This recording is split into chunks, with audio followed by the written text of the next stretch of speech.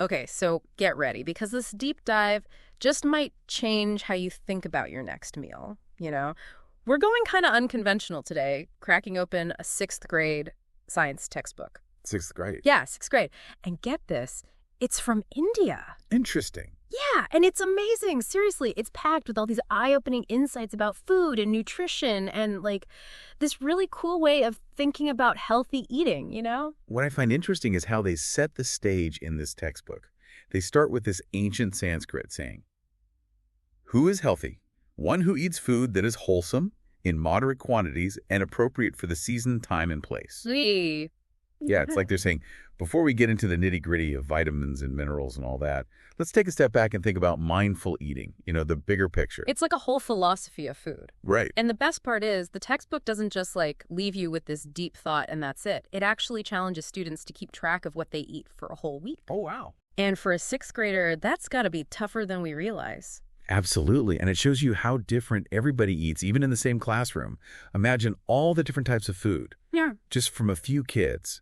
And then think about how diverse the food is across a place like India. Oh, for sure. It's a whole mix of different cuisines, different traditions all coming together. Geography, climate, culture, it all plays a part. It's like a tapestry. Exactly. That's a great way to put it. And speaking of which, there are some really cool examples of this in the textbook. Like they talk about the Agarias. Agarias. Yeah, they're a community in Gujarat, and they spend like 8 months every year just harvesting salt. Really? Yeah, in this blazing hot desert. It's incredible. Wow, that's dedication. Right. And you can just imagine the kind of unique flavors that must come from ingredients produced with that level of like care and tradition. It really makes you appreciate the connection between food and culture, especially in a place like India. Oh. Even the way they cook is fascinating. The textbook even talks about how things have changed over time. Like they used to use these clay ovens called chulas. Oh, right. Yeah, and now it's all modern gas stoves. So even the process of cooking is evolving, It makes you wonder, though, right? Like, do you think that connection to the ingredients, that slower, more intentional way of cooking, do you think that has an impact on how we experience food today? I don't know. It's an interesting thought. Yeah. It really is. But okay, before we get too carried away with the nostalgia, we should talk about those regional dishes because there are some good ones. The textbook takes us on like a little culinary tour, highlighting some really interesting dishes. Have you ever heard of Makki di Roti Yeah. or Sarson da Saag? Those names don't sound familiar. Yeah, they're from Punjab. It's a region in India known for its amazing food. And what's really neat is how the textbook ties these dishes directly to the land. Punjab has this incredibly fertile soil, perfect for growing wheat and mustard, and those are like the staple ingredients in a lot of their dishes. It shows how much local resources shape culinary traditions, That makes sense. Right. It's like you work with what you've got. Exactly. Okay, but we've got to move on from the delicious stuff, at least for now, and get down to the building blocks of it all.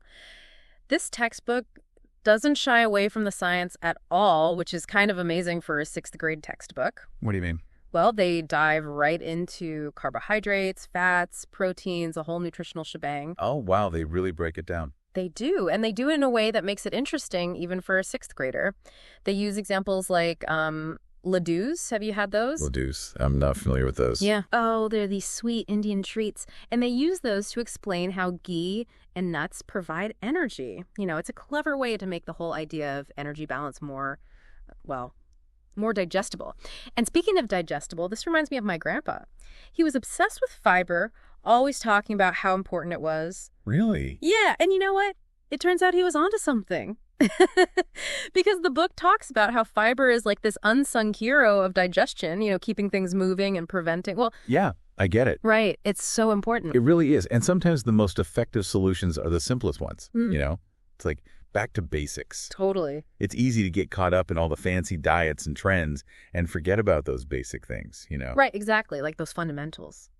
And speaking of which, this textbook, it doesn't just talk about what we eat. It goes deeper, like way back in time to the history of deficiency diseases.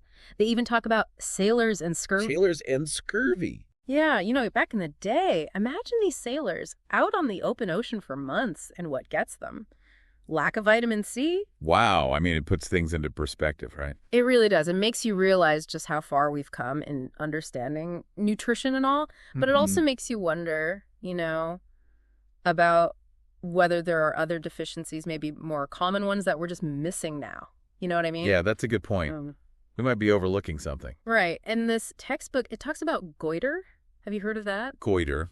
Vaguely. Yeah, it's a condition caused by not having enough iodine. And it used to be a big problem, even in India. Interesting. I didn't know that. And get this, the book talks about how in the 1960s, Indian scientists, they played a huge role in fighting goiter. Oh, really? What did they do? They introduced iodized salt. Like, that was a game changer. Wow. Simple but effective. Right. Just shows how important those scientific discoveries can be for public health. Absolutely. I love how this textbook, it blends science and history, It shows how much we've learned about food and how it affects us over time. For sure.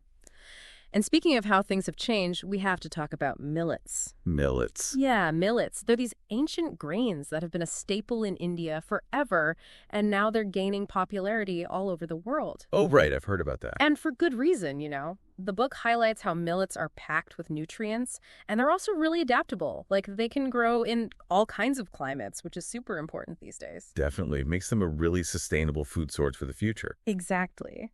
Who knew these little grains would become such a big deal, huh? From traditional food to, a modern-day superfood. It's a great comeback story. It really is. Speaking of journeys, the textbook goes on this whole thing about food miles. It uses the example of a chapati. Have you had those? Yeah, I love chapati. Right. So they break down everything that goes into getting that chapati from the farm to your plate.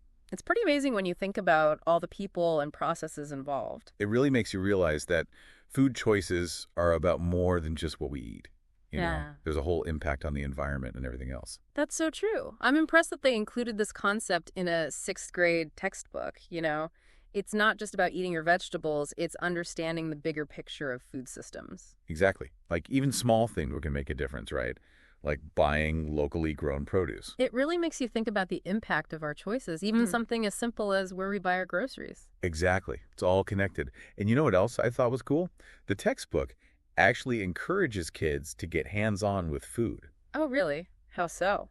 Well, there's this activity where they can test different foods like starch, fats, and proteins. No way. Using stuff they probably already have at home. That's awesome. Yeah, it's all about making learning fun and, relatable. Yeah. Because it's one thing to read about nutrients, but it's way more impactful when you can actually see those scientific concepts in action. Right, totally. It's like turning your kitchen into a science lab. Right. And speaking of making things interesting, I was really impressed with how they handled the whole processed food thing. Oh, yeah. What'd they say about that? Well, they didn't just say processed food is bad, don't eat it.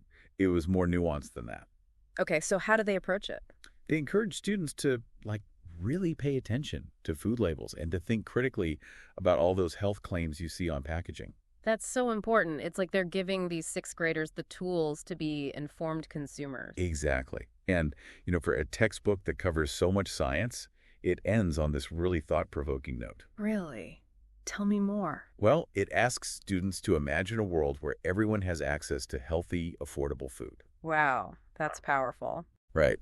It takes the whole conversation about food and nutrition beyond just personal health and into a much broader social context. It's a good reminder that what we eat has implications that go way beyond ourselves. Exactly. And that creating a more just and equitable food system is something we all have a role in. I love that message. When we first started talking about this 6th grade science textbook, I never would have guessed that it would be so insightful. I know, right? It just goes to show that sometimes the most unexpected sources can offer the most profound lessons. Absolutely. And to all our listeners out there, we'll leave you with this. The next time you sit down for a meal, take a moment to really appreciate the food in front of you. Think about where it came from, the people who grew it and prepared it, and the traditions it represents. It's about more than just satisfying your hunger. It's about connecting with something bigger than yourself. Couldn't have said it better myself. And who knows, maybe you'll even be inspired to try something new, to look at food with a fresh perspective, a sense of adventure. Because as this deep dive has shown us, food is so much more than just sustenance. It's a fascinating blend of science, culture, history, and connection, all waiting to be explored. Hear, hear. Until next time, happy eating, everyone.